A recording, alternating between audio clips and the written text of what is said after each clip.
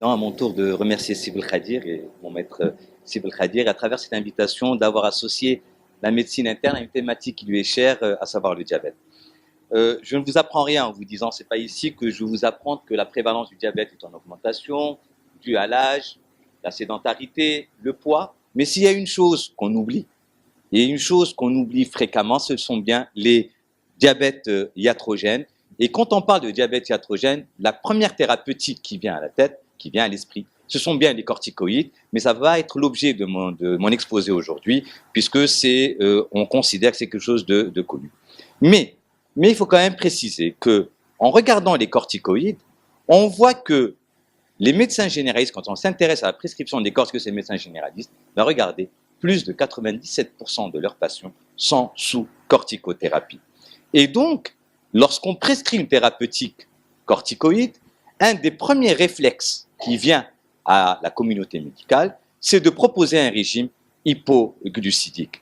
Et quand on s'intéresse également aux corticoïdes et on voit le pourcentage de patients bénéficiant de cette mesure, ben on est loin de ce quoi on devrait s'attendre. Et qu'en est-il quand on voit ce qui se passe pour les corticoïdes? Qu'en est-il des autres thérapeutiques diabétogènes où d'une part, les médecins ne connaissent pas qu'elles sont diabétogènes et d'autre part, cette proposition est de moins en moins utilisée. L'autre message, et pour excuser cette longue introduction, mais à mon sens, elle éclaire un peu cet exposé, lorsqu'un diabète survient chez un patient sous corticoïdes, le premier réflexe qu'ont les docteurs, c'est de se dire c'est un diabète cortisonique. Mais analysez avec moi les thérapeutiques ou du moins les maladies pour lesquelles un diabète est prescrit. Lorsque l'on voit ces différentes maladies, ben, quand on s'intéresse de façon plus approfondie aux thérapeutiques de fond de ces maladies chroniques, eh bien, figurez-vous, c'est ce qu'on va traiter aujourd'hui. Et à ce sens, je remercie le professeur Abdelkadir d'avoir choisi cet exposé. Nous allons voir que beaucoup de ces thérapeutiques sont diabétogènes. Donc, un des messages importants, un diabète dans une maladie chronique secondaire sous corticoïdes, méfiez-vous de porter trop rapidement un diabète cortisonique. Il y a peut-être un autre facteur surajouté. Oui, on est d'accord que les corticoïdes sont les médicaments les plus diabétogènes, mais il y a toute une liste de médicaments que nous allons essayer de détailler ensemble et que nous allons essayer de décortiquer ensemble. Problématique de ces diabètes iatrogènes, un patient présentant un diabète iatrogène, ou du moins une thérapeutique diabétogène, trois problèmes. Premier problème, à la maladie initiale, s'ajoutent d'une part les problèmes liés à l'hyperglycémie, avec ses risques de complications métaboliques et cardiovasculaires, et d'autre part, cette insulinorésistance avec son risque cardiovasculaire. Donc le quid, que doit-on faire? La prise en charge, et je vous demande de méditer avec moi cette diapo, la prise en charge de ces patients nécessite donc une étroite collaboration entre spécialistes pour modifier si nécessaire les traitements en choisissant les classes ou les molécules les moins diabétogènes et surtout pour assurer la cohérence de la prise en charge et vérifier l'absence d'incompatibilité médicamenteuse. Donc, pendant très longtemps, l'un des mécanismes principaux incriminés dans ces diabètes iatrogènes, c'était cette cascade, on partait du médicament, la flèche ne marche pas, on partait du médicament diabétogène, augmentation de la prise alimentaire, responsable d'une obésité, responsable d'une résistance à l'insuline, incapacité des cellules bêta à s'adapter à la résistance à l'insuline, et puis survenue du diabète. Cette hypothèse actuellement n'est plus de mise pour les diabètes iatrogènes. En effet, un des principaux mécanismes, c'est bien l'altération de l'insulinosécrétion. Ce n'est pas une destruction des cellules bêta de l'enguerrance, mais plutôt une sidération fonctionnelle, et c'est ce qui explique en fin de compte la réversibilité de ces diabètes à l'arrêt des thérapeutiques. L'autre chose, il est clairement établi que ces diabètes iatrogènes surviennent généralement dans une population ayant un background d'insulinorésistance d'ordre génétique associé ou qui va être favorisé par le surpoids ou par l'obésité. Donc, quid de la chose?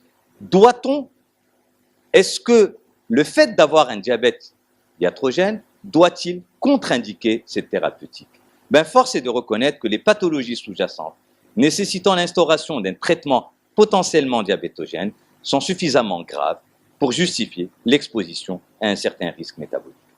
Alors ça, c'est mon côté infectieux. Je vais commencer par le diabète et infection à VIH. Et cette pathologie et les thérapeutiques dans le VIH sont un réel modèle de ces diabètes iatrogènes, au point que, avant l'ère des antirétroviraux, le diabète était rare. On voyait du diabète chez les patients VIH, chez les patients qu'on traitait par du pentacarinate pour leur pneumocystose. Et sous antirétroviraux, c'est une entité qui est devenue fréquente avec une augmentation des cas avec la durée du traitement. Les premières études avaient montré une prévalence du diabète dans les études transversales de 5 à 15% après 3 ans de trithérapie. Et une des problématiques, c'est après 15-20 ans, qu'en est-il? Nous avons des datas. Et les datas, l'une des premières datas, c'est cette fameuse cohorte, 1278 hommes, 710 patients HIV négatifs, 568 HIV positifs, dans 411 sous traitement antirétroviral. Regardez la prévalence du syndrome métabolique avec extrêmement important. Et regardez la troisième liste, l'hyperglycémie à jeun. Puis, dans cette même cohorte, on a estimé la prévalence à 14% pour les patients VIH versus 5% dans la population HIV négative. Et regardez, avec une incidence annuelle de 4,7% patients par année HIV positifs versus les HIV négatifs. Puis une deuxième étude, une grosse étude de cohorte publiée dans G8, elle s'est intéressée aux femmes, 1785 femmes, et là, en fin de compte, elle a permis d'établir une corrélation entre le type du traitement antirétroviral et le diabète, où les inhibiteurs de protéase avaient une incidence plus élevée que les inhibiteurs nucléosidiques et plus élevée par rapport aux patients VIH naïfs d'ARV et vis-à-vis des patients témoins VIH négatifs. En gros, les facteurs de risque du diabète sous trithérapie sont l'âge, le poids, ça nous le connaissons, mais le type du traitement antirétroviral, et puis un autre paramètre qui s'associe, c'est la durée du traitement antirétroviral. Autre chose qui interpelle, c'est diabète et infection à VIH et lipodystrophie, que ce soit une lipoatrophie ou une accumulation des graisses. Regardez cette corrélation entre ce trouble métabolique, physiologique, morphotype si vous voulez, avec le métabolisme du glucidique. Cette courbe parle d'elle-même. Et en gros, les facteurs de risque, les patients sous trithérapie à risque de diabète, ce sont les patients âgés, en surpoids, présentant également une lipodystrophie. Et je vous rappelle que cette lipodystrophie est directement corrélée aux thérapeutiques antirétrovirales. Donc en gros, quelle prise en charge pour ces patients? C'est, si on doit donner un traitement, choisir un médicament moins diabétogène. Pour les inhibiteurs de protéase, c'est essentiellement la tazanavir. Pour les inhibiteurs nucléosides reverse transcriptase, c'est la bacavir et le tenofovir. Et puis, chaque fois que l'on peut, donner des inhibiteurs non nucléosidiques de la reverse transcriptase. Puis, les autres thérapeutiques sont identiques à la population diabétique en général. Deuxième grosse classe thérapeutique, ce sont les neuroleptiques. Je ne vous apprends rien en vous disant que les neuroleptiques ont modifié la prise en charge des psychoses et notamment la schizophrénie. Et puis, il y a deux types de neuroleptiques. Les premiers, ce sont les neuroleptiques conventionnels de première génération. Eux, ces classes donnent très peu de diabète. Une des principales complications, c'est essentiellement les dyskinésies. Et quand on voit le taux d'incidence cumulative de dyskinésie population diabétique versus population non diabétique, regardez, le taux d'incidence des dyskinésies tardives est beaucoup plus important en population diabétique versus la population non diabétique. Mais ce qui nous intéresse aujourd'hui en 2017, ce sont les antipsychotiques atypiques de deuxième génération, où là, en fin de compte, ils sont directement incriminés dans la genèse d'un diabète, avec un diabète beaucoup plus fréquent. Et on le voit très bien ici, dans cette diapo. Je suis désolé, il n'y a pas de flèche. On le voit très bien dans cette diapo, une très grande différence entre ces neuroleptiques atypiques de deuxième génération versus les neuroleptiques conventionnels. Grossièrement, pendant très longtemps, on a pensé que diabète et psychose, c'était la génétique, c'était la maladie psychiatrique, c'était le syndrome métabolique, mais actuellement, il est clairement établi et nous avons des datas qui le montrent que ce sont ces antipsychotiques qui sont directement corrélés par deux études, une américaine, l'étude Cattier, et une européenne, l'étude Soho, qui montrent bien les différentes molécules neuroleptiques de deuxième génération inductrices de diabète. Au point, si vous voulez, les deux principales molécules disponible sur le marché marocain, c'est la clozapine, d'accord, et également l'olanzapine, qui sont très utilisés par nos amis psychiatriques. Au point qu'il y a actuellement des recommandations que nos psychiatres connaissent très très bien, que la FDA initialement qui les a proposées. Donc prise de poids et tour de taille, quand on est un malade sous neuroleptique atypique, la glycémie à jeun avec une surveillance telle que vous le voyez dans la diapo, un profil lipidique à jeun, mais également une pression artérielle également qui doit être prise, avec une prise en charge bien sûr qui est identique à la population, comme ce que j'ai parlé tout à l'heure pour l'infection à VIH. Alors excusez-moi, je vais un peu vite, mais parler en 15 minutes de tout cela. Donc, et puis, il y a une entité que connaissent bien les transplanteurs et connaissent très bien nos amis néphrologues à Rabat qui transplantent, c'est bien les diabètes post-transplantation. Et quand on leur pose la question qu'est-ce qui leur fait peur dans la transplantation, ce n'est pas le rejet en lui-même uniquement, mais c'est également le diabète post-transplantation. Et regardez, on en a parlé en 1960 initialement, au point qu'en 2008, on parle d'une entité qui existe à part entière, c'est ce qu'on appelle les Transplant Associated Hyperglycemia. Et en sachant que, regardez, ces chiffres de 80 en post-transplantation immédiate, vous avez déjà 80% des patients qui sont diabétiques, que cette incidence varie avec le temps, à 6 mois elle est de 8,2%, à 33 mois de 19,7%, et que c'est une complication qui est grave, elle augmente le risque de décès par infection. Et regardez, il existe une corrélation entre le taux de la glycémie, entre l'augmentation et le pourcentage de rejet, de perte du greffon, avec un risque cardiovasculaire et un risque de néphropathie diabétique, et également un risque cardiovasculaire après 5 ans chez les patients sous immunosuppresseurs. Les facteurs prédictifs, c'est des choses que vous connaissez, mais il y en a deux qui ressortent. C'est les deux derniers, l'hépatite C et le choix de l'immunosuppression. Et regardez, il existe une corrélation indépendamment du traitement immunosuppresseur dans la population HCV positive versus la population HCV négative. Et puis clairement, le type du traitement utilisé en immunosuppresseur anti-greffe, vous voyez bien que le tacrolimus vient en tête devant la cyclosporine dans la survenue de ces diabètes iatrogènes. Donc immunosuppression, transplantation et diabète. Ce qui ressort, bien sûr, les corticoïdes, on n'en parle pas, c'est des choses connues, c'est le tacrolimus et puis la cyclosporine et puis d'autres, les mTOR à un degré moindre. Grossièrement, la prise en charge, la voilà, on la voit ensemble. Modification d'immunosuppression, mais c'est facile de le dire, c'est pour ça que j'ai mis point d'interrogation. C'est pas toujours facile de changer un traitement parce qu'on a également le rejet du greffon qui vient.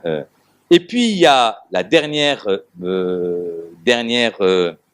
problématique.